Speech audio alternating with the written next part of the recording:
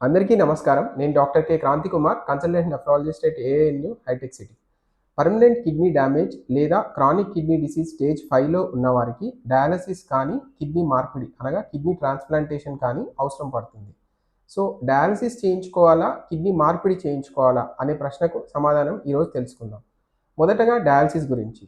Kidney పనితనం 10% కన్నా తక్కువగా ఉండి, ఆకలి తగ్గిపోవటము, నిస్సత్తువగా ఉండటము, వాంతికొచ్చినట్టు ఉండటము లేదా వాంతులు రావటము, ఆయాసం రావటము ఇలాంటి లక్షణాలు ఉన్న వాళ్ళకి డయాలసిస్ అవసరం పడుతుంది అని గమనించాల్సి ఉంటుంది.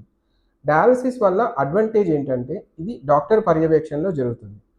డిసడ్వాంటేజ్ ఏంటి అంటే హాస్పిటల్‌కి రావాల్సి ఉంటుంది. వారానికి 3 సార్లు రావాలి. వచ్చినప్పుడు 4 గంటలు హాస్పిటల్‌లో ఉండాల్సి ఉంటుంది కాబట్టి వాళ్ళ దైనందిన జీవితం అంటే రెగ్యులర్‌గా చేసుకునే జాబ్ కావచ్చు వీటికి అంతరాయం కలిగే అవకాశం ఉంటుంది.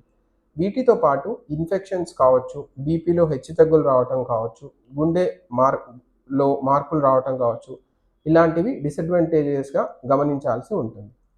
ఇకపోతే కిడ్నీ మార్పిడి.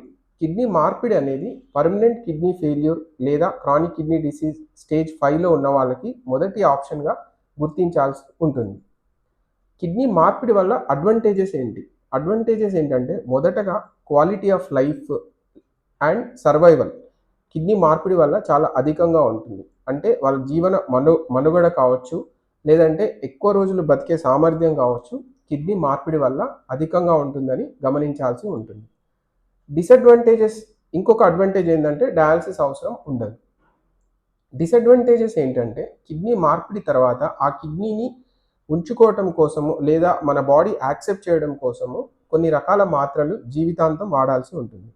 ఈ మాత్రల వల్ల కొన్ని సైడ్ ఎఫెక్ట్స్ వచ్చే అవకాశం ఉంటుంది.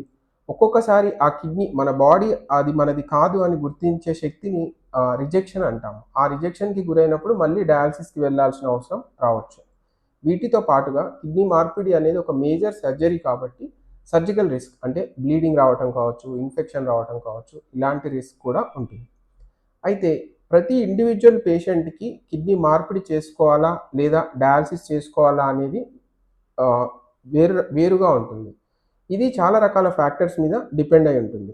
కానీ క్లుప్తంగా చెప్పాలి అంటే గుండెలో గుండెకి సంబంధించిన ఇబ్బంది లేకుండా, రక్తనాళాల్లో ఎలాంటి ఇబ్బంది లేకుండా, సైకియాట్రీ ప్రాబ్లమ్స్ లేకుండా, యాక్టివ్ ఇన్ఫెక్షన్ గానీ, లేదంటే క్యాన్సర్ గానీ లేకుండా 65 సంవత్సరాల కన్నా తక్కువగా ఉన్న వ్యక్తులు మొదటగా కిడ్నీ మార్పిడికి వెళ్ళటం అనేది మంచిది.